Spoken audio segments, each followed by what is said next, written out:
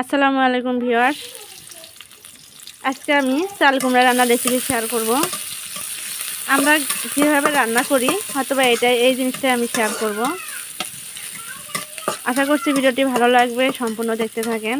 এখানে দেখেন আমি চুলাতে কড়াই দিয়ে এখানে তেল দিয়ে আমি পেঁয়াজ দিয়েছি।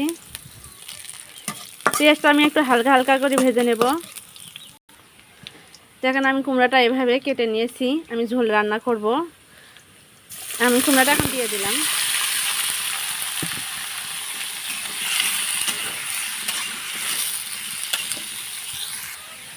এখন দিয়ে দিলাম কাঁচামরিচ বাটা, লবণ, হলুদ,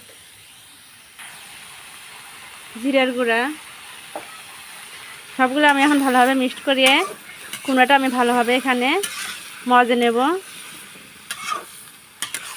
এটা আমি গরু মাংস দেবো। এখানে গরু মাংস আমি কাল রাতে রান্না করছিলাম, সেখান থেকে কিছু মাংস বেঁচেছে, সেই মাংসটা দিয়ে আমি এখন রান্না করব।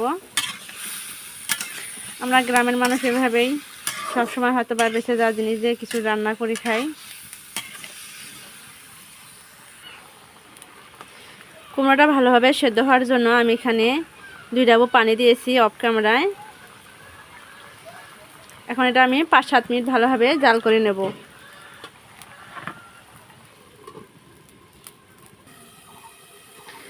দেখেন 7 মিনিট পর আমি ঢাকনাটা উঠালাম।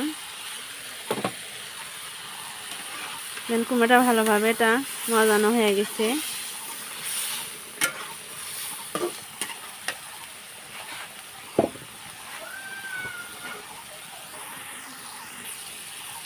এখন দেখেন এখানে আমি কালকে রান্না করা মাংস রেখে দিয়েছিলাম, তাই এখন দিয়ে দিলাম। এই মাংসটা দিয়েও আমি ভালোভাবে এটা এখন মজে নেব।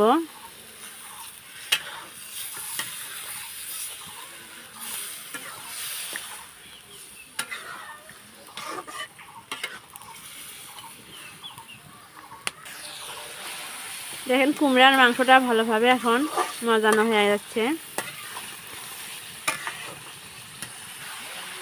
এখন আমি এখানে ঝোল দিয়ে দেব।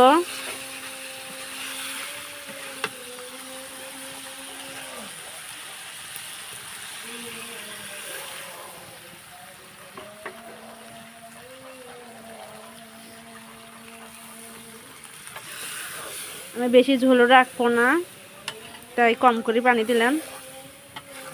দেখেন 5 মিনিটের মতন ভালোভাবে ঢাকনাতে ঢেকে জাল করব।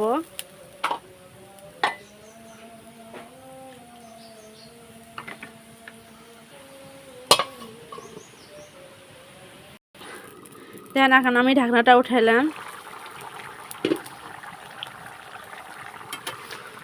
দেখেন এখন আমার কুমড়াটা কত সুন্দরভাবে হয়ে গেছে। আরও আমি 2 মিনিটের মতন জাল করে নেব।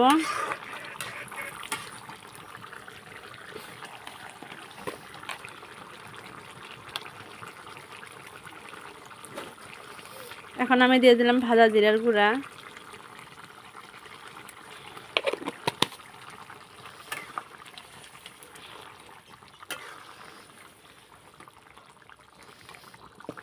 আজকের রেসিপি এখানে শেষ। দেখা হবে অন্য কোনো রেসিপিতে। ধন্যবাদ, সবাই ভালো থাকবেন। খোদা হাফেজ।